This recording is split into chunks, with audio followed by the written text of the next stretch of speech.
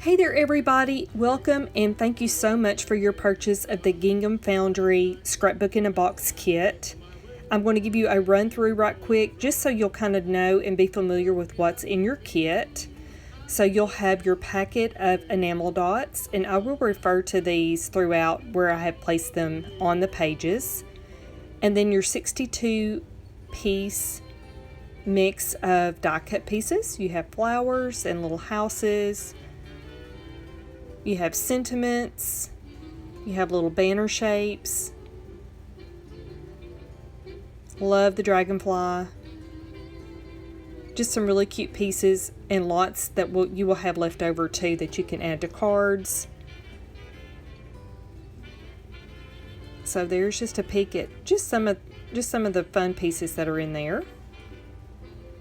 And then next up are the 6 die cut house shapes. We will use these as a template to trace onto paper and then make little pocket houses out of those. And then next up are the 6-pack of 10-foot each roll washi tapes. And I like this pack because it has the standard 3 standard rolls.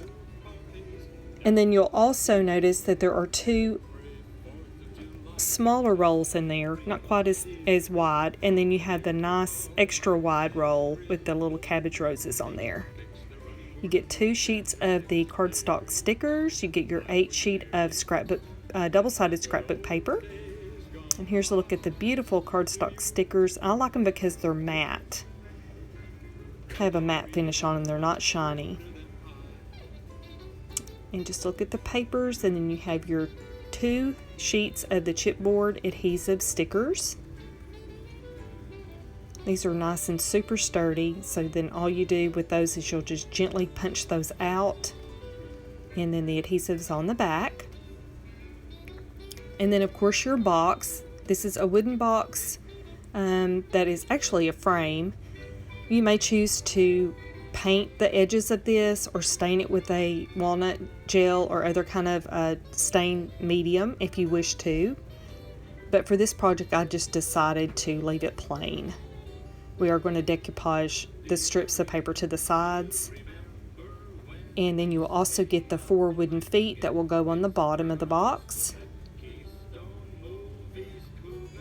And so for those you'll just need some kind of a liquid glue or hot glue to adhere those to the bottom.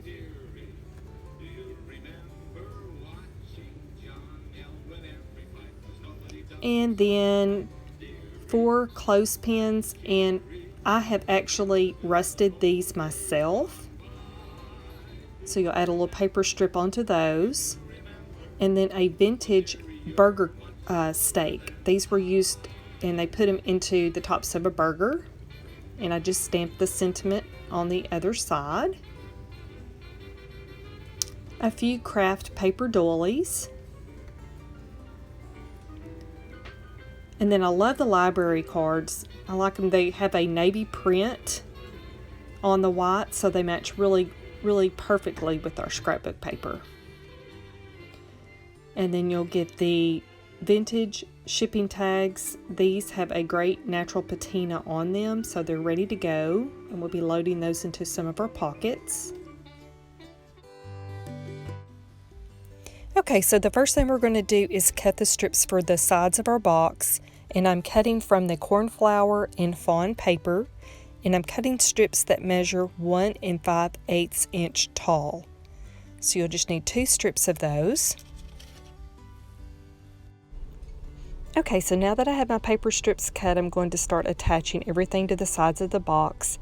And I like to use Mod Podge. It's also a sealer for the top of the paper, as well as an adhesive for the base of the paper. So I'm just applying a smooth, even coat. If you don't have Mod Podge, or you want to use a liquid glue or even double-sided tape, that is perfectly fine. But I'm just going to attach that on there, work out any of the air bubbles, get everything nice and smooth. And then I also like to come back and then apply another layer of the Mod Podge on top of that.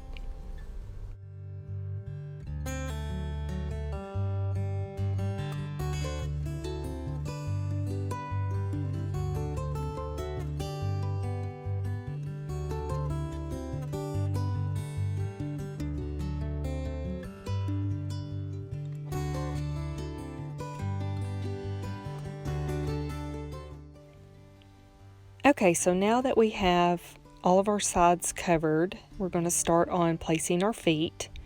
And let me just let you see how all the sides of the box looks now that everything is covered and Mod Podged. So that's what everything looks like on the side. If you wanted to come back and add paper to the inside, you could. But with the cards in there, it's not necessary. So we're going to add that last foot. I have already added the 3 feet, so I have one more block that I need to add. And I like to use a Barely Art glue. It really dries quick and it dries clear. If you don't have that, you can also use any type of wood glue or other glue or even hot glue. And I use the placement of the very first foot that I put down according to how much I come in from the side, just kind of as a guide of where I need to place that.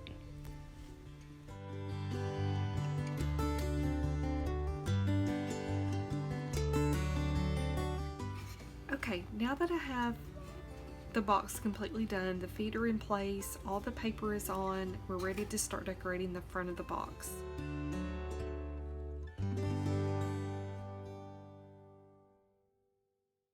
So what I like to do is I just like to kind of start layering everything together.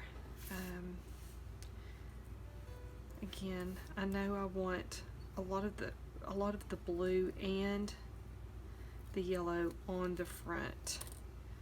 Okay, and I have removed some of the sticky on the back just to make it easier to work with on this. So I'm thinking I'm going to layer up and down on this part here. So let's just see what it's going to look like on the front of the box. These will be on foam dots, I'm thinking. So, and the die cuts can come down as far as to where the feet go, so they can overhang the bottom a little bit better too. But I don't like to put too much up at the top just because I don't want them to get bent in the process. Now you can laminate these if you have a laminator and want to do that, but for the sake of this, I want to be able to show you how you can do this without really adding too much more to the kit other than your own glue and your tools. So let's just see how that's going to stack up together. So really that's going to be as wide as we need for that to be, about right there. Really kind of want some of that yellow to pop out there. I like the leaves to show and kind of point up. So then we're just going to kind of start putting this together. So add that there. Put a little bit of glue on the back. Of course, if you have the adhesive already on there, you can just leave that on there. And just kind of start, I kind of want this to come down a little bit, so maybe about right there. You kind of have one pointing up and then leaves pointing down, kind of going both ways like that. And before I really start doing too much more, let's see how that looks, and that looks good. I like that. Okay, so the next part, I think I'm going to add this with foam adhesive. It's a really good tack on it, and I probably should leave that on there for right now because that's going to stick to the box. So I'm going to leave that on there. I'm going to come back in here and add this to the center, and then those two pieces on the end will stick to the die cut flowers. Okay, so I'm going to come back and add some foam adhesive to the back of this as well.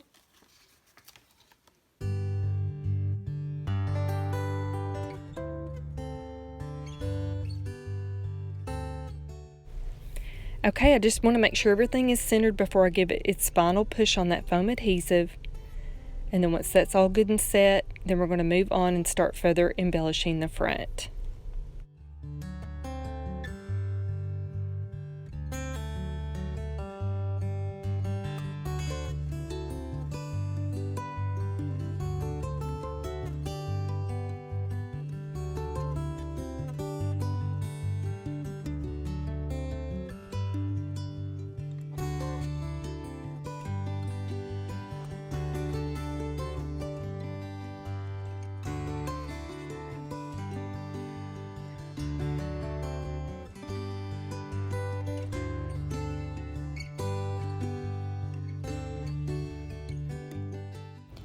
Okay, moving on to the inside of the box, we're going to start making those 5x4 flapped pocket pages that go inside of your box.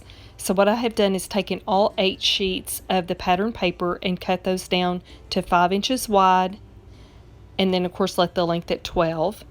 And I used just an extra strip of the paper to make the sides for the front pocket on the card, but I also included that white paper in there, so if you don't have any extra paper or you don't want to waste the paper, of course you can just use that white paper. And all you're going to do is cut a 1/2 inch strip, score that in half, fold that over, and then that will make the sides for your pocket.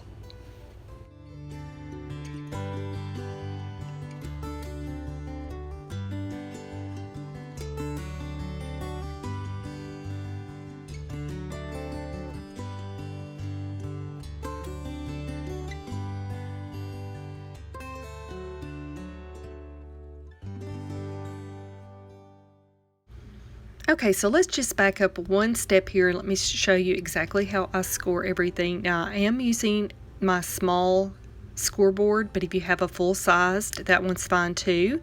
I just wanted to show you that you can use, if you do have the smaller scoreboard, you can use that. So my first score is going to be at 4 inches. And then because I'm using the smaller scoreboard, I'm going to flip my paper now back the other way and score again at 4. If you have a regular sized scoreboard, just score that next mark at 8 inches. So you have score marks at 4 and 8 inches. And then you'll just fold those back kind of in a zigzag Z fashion. And then that will give you your cute little design there.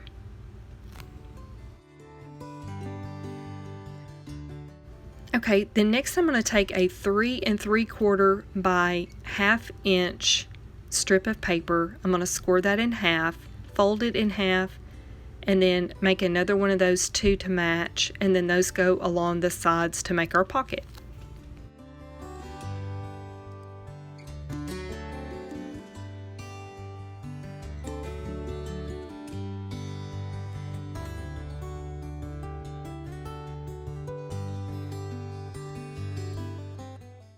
Before I add the strips for the pocket, I like to corner around everything. I corner around every edge using the 1/4 inch part of my corner chomper.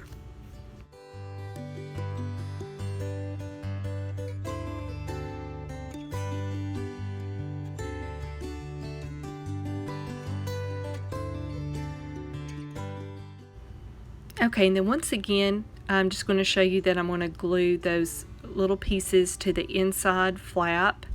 Just use a little bit of glue. You'll just line it up along the edge there. You can come in as much or as little as you need to.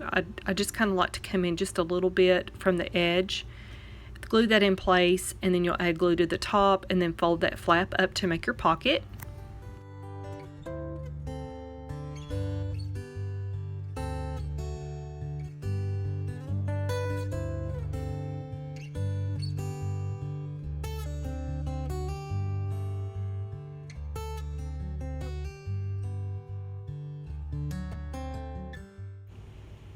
Okay, now on to covering our house shapes. You'll have 6 house shapes in your kit.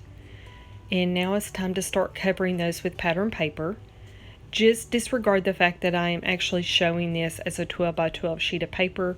I actually did this step of the recording prior to cutting the strips out for those cards that we just made. So you will actually be tracing these onto your leftover pattern papers, whichever 6 you decide to use. So I'm just using a pencil to trace around, and of course you will want to trace onto the opposite side of the pattern that you're wanting to actually show. Okay, so once you have that traced out, you're just going to trim it out with a pair of scissors. I will say too that in the design I chose to have 3 of the chimneys going to the right and then the other 3 going to the left. So as you start tracing these out, you may want to keep that in mind if you want to have that same look. And then also when you're trimming your paper out, just stay on the very inside of that trace line, and then that way you won't have too much overhang.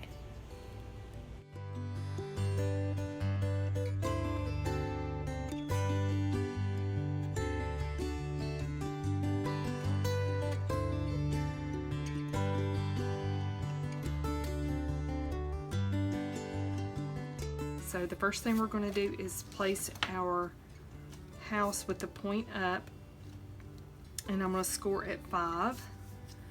Now if you want to do the opposite, let's just see. So if we place this on here flush with the base of the paper down, it is going to be about, I'm going to say about 1 3/4. It's a little bit off of that, but turning it this way with the house pointed that way, I scored at 5. Okay. Then the next thing I'm going to do is take the piece of paper, place it on there too, and then I'm going to score it at 5 as well. I think doing these separate will really help to give the paper a good crease and maybe keep that from splitting or kind of fraying there at the bottom when we fold this over. Okay, so we're going to place this on this, and we'll come back and trim around using my X-Acto knife to get the edges nice and clean. Okay, the next step that we're going to do is we're going to, of course, add our pattern paper houses to the cardstock houses. This part, though, with your liquid glue, just glue above the 5-inch score line. That line that we just made, that score mark we just made, we just want to glue that part down first, okay? That's very important to keep the bottom of your paper from splitting, because that cardstock of the house is so thick. So just line that up and glue that in place, and then we'll go on to the next step.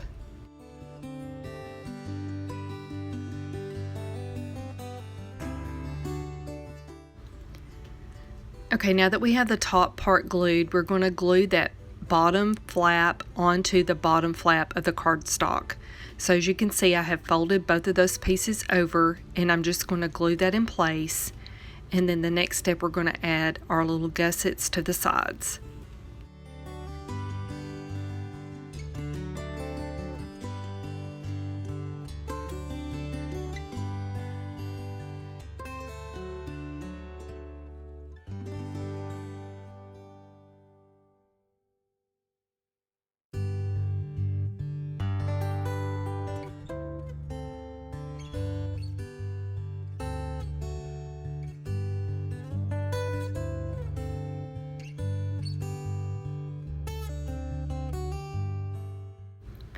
Okay, before moving on to our next video where I'll show you the walkthrough of how all of the tags and the different pages are embellished, I wanted to show you right quick how I do the little ribbons so that the tails of the ribbon kind of stick up. Okay, there is just a little bit of a technique to this, and you may already know this, but I like to share it with everybody because I do get asked on occasion, how do you get your tails to stand up instead of pointing down? So of course you'll just thread through your ribbon as normal. You'll fold just a normal tie, kind of pull the center of that together just to form a pretty tight little knot there at the center. And then the next thing we're going to do is we're going to flip the card upside down. So as we rotate that, then we're going to take the ribbon in your right hand and move that back under the ribbon in your left hand. So just move that under, pull that through, and then just gently pull to make your nice knot there at the center. And as you're pulling, just kind of flatten out your ribbon. Just kind of flatten those tails out, and then that'll really help everything stand up and look pretty as you add these to your little pockets. So there you have it. And then we're just going to use some scissors, and you can cut these any way you want to fashion the tails. You may want to do a dovetail or cut an angle the other way. And then to seal satin ribbon off, I like to use a lighter.